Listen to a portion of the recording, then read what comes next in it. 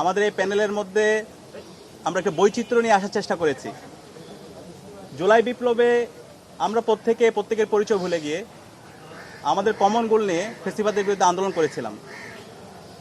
জুলাই বিপ্লব পরবর্তী আমাদের সবার আকাঙ্ক্ষা ছিল একটি ইনক্লুসিভ বাংলাদেশ বিনির্মাণ করা, সকল বৈচিত্র্যকে সাথে নিয়ে একসাথে চলা। তো সেই এক বছরে যদি আমরা পর্যালোচনা করি, জুলাই বিপ্লবের সেই আকাঙ্ক্ষার আলোকে বাংলাদেশ কিন্তু আমরা বিনির্মাণ করতে পারি নাই। তো এই জুলাই বিপ্লবের আকাঙ্ক্ষার আলোকে বাংলাদেশ বিনির্মাণ করার জন্য আমরা মনে করি এই ডাকসু যে নির্বাচন হতে যাচ্ছে সেটা আমাদের জন্য একটা গুরুত্বপূর্ণ একটা এক্সাম্পল হতে যাচ্ছে। এই ছাত্র সংসদ নির্বাচনে আমরা যদি এই বৈচিত্র্য নিয়ে কাজ করে একটা এক্সাম্পল সেট করতে পারি, পরবর্তীতে এটা বাংলাদেশের এক্সাম্পল হবে। তো সেই জায়গা থেকে ঐক্যবদ্ধ শিক্ষার্থী জোট, আমাদের এই জোটে আমরা সার্বজনীন করার চেষ্টা করেছি।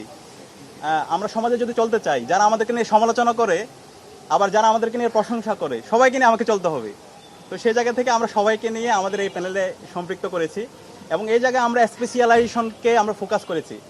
ডাকসুর যে বিভিন্ন কাজ, এখানে মানে ডাকসুর কাজ নেতা প্রডিউস করা না, শিক্ষার্থীদের স্বার্থ হাসিল করা, শিক্ষার্থীদের দাবিগুলো প্রশাসনের কাছে নিয়ে যাওয়া এবং সেগুলো বাধ্য করা, এখানকার কর্মকর্তাদেরকে এক্সট্রা ফেসিলিটি দেওয়া, আর আমার শিক্ষার্থী ভাই বোনদেরকে তাদেরকে এভাবে অপরায়ণ করা, তাদের এই সংকটের মধ্যে দিয়ে যাওয়া, সেটা সত্যিকার অর্থে আমাদেরকে অনেক বেশি ব্যথিত করে। তা আমরা বলবো এখানে অবশ্যই আগে শিক্ষার্থীদের স্বার্থ সবার আগে, এর পাশাপাশি আমাদের কর্মকর্তা আছে, তাদের এটা করতে হবে।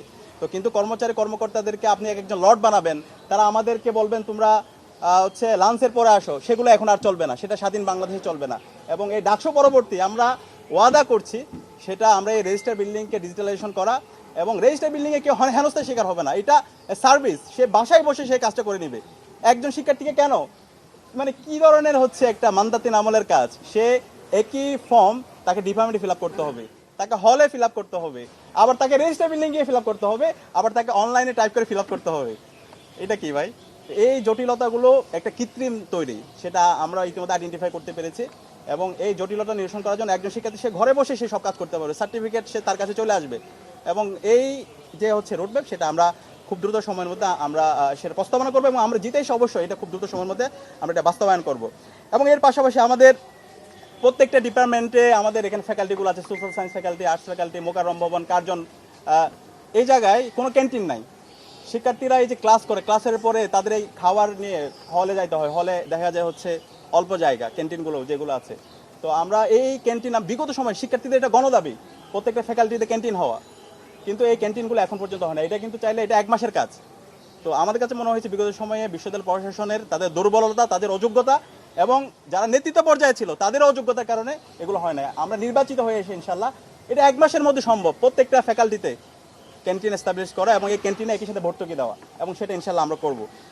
এর পাশাপাশি আমাদের প্রশাসনিক ভবনের কথা বলছিলাম, এখানে আজকে আমরা যদি দেখি বহির্বিশ্বে প্রত্যেকটা জায়গায় শিক্ষার্থীরা তার পড়াশোনার পাশাপাশি সবাই পার্ট টাইম জব করে। তো এই ঢাকা বিশ্ববিদ্যালয়ে এই যে আমরা বলছি ডিজিটালাইজেশন করবো আমাদের রেজিস্টার বিল্ডিংকে, পাশাপাশি এই রেজিস্টার বিল্ডিংয়ে আমাদের শিক্ষার্থী যারা আছে, ভাই বোনরা আছে, তারা অনেকে টিউশন করায়, তাদের স্কিল ডেভেলপমেন্ট করার জন্য এই যে পার্ট টাইম জবের কাজ করা রেজিস্টার বিল্ডিংয়ে, এইটার কোঅপারেশনের কাজ, সেটা নিয়েও আমাদের প্রস্তাবনা থাকবে। এবং আমরা আশা করছি এর মাধ্যমে শিক্ষার্থী এবং বিশ্ববিদ্যালয় প্রশাসন উভয় উপকৃত হবে এবং তাদের এই যে অ্যাডমিনিস্ট্রেটিভ কোয়ালিটি সেটা অনেক বেশি সমৃদ্ধ হবে। এর পাশাপাশি আমাদের লাইব্রেরির কথা, আজকে দেখেন আপনি বিশ্বের যে কোনো দেশে যান, আপনি তুরস্কে যান, এরদোয়ানের প্রেসিডেন্সিয়াল প্যালেস যেখানে আছে তার পাশে সবচেয়ে বড়, সেই সবচেয়ে যে জায়গায় ইনভেস্ট করেছে সেটা হচ্ছে লাইব্রেরি। পৃথিবীর সবচেয়ে থার্ড লার্জেস্ট লাইব্রেরি হচ্ছে এরদোয়ানের প্রেসিডেন্সিয়াল প্যালেসের পাশে যে লাইব্রেরিটা আছে, বিশাল লাইব্রেরি, 24 ঘন্টা খোলা থাকে এবং সেখানে সব ধরনের ফ্যাসিলিটি। কিন্তু আমাদের যদি আজকে ঢাকা বিশ্ববিদ্যালয় লাইব্রেরি দেখে আমরা, সেই লাইব্রেরি একটা জীর্ণ একটা লাইব্রেরি এবং এত সীমাবদ্ধতা। তো ভাই লাইব্রেরিটাকে যদি আমি এনরিচ না করি, তাহলে ভাই এখান থেকে কীভাবে নলেজের উৎপাদন হবে? মানে আমরা যে ঢাকা বিশ্ববিদ্যালয় যে আমরা প্রাচ্যের অক্সফোর্ড বলি, বাংলাদেশের শ্রেষ্ঠ বিশ্ববিদ্যালয়, কিন্তু এই লাইব্রেরিটাকে যদি আমরা এভাবে জীর্ণ অবস্থায় রেখে দিই, তাহলে তো আমাদের ভাগ্যের পরিবর্তন হবে না। এখান থেকে সাহিত্যিক, প্রাবন্ধিক, গবেষক, একাডেমিশিয়ান এগুলো তো তৈরি হবে না। তো সেই কারণে এটা আমাদের কমিটমেন্ট, আমরা এই লাইব্রেরিটাকে ওয়ার্ল্ডের টপ ক্লাস একটা লাইব্রেরি বানানোর জন্য আমরা সর্বাত্মক প্রয়াস চালাবো এবং ইনশাল্লাহ আমরা এটা পারবো ইনশাল্লাহ।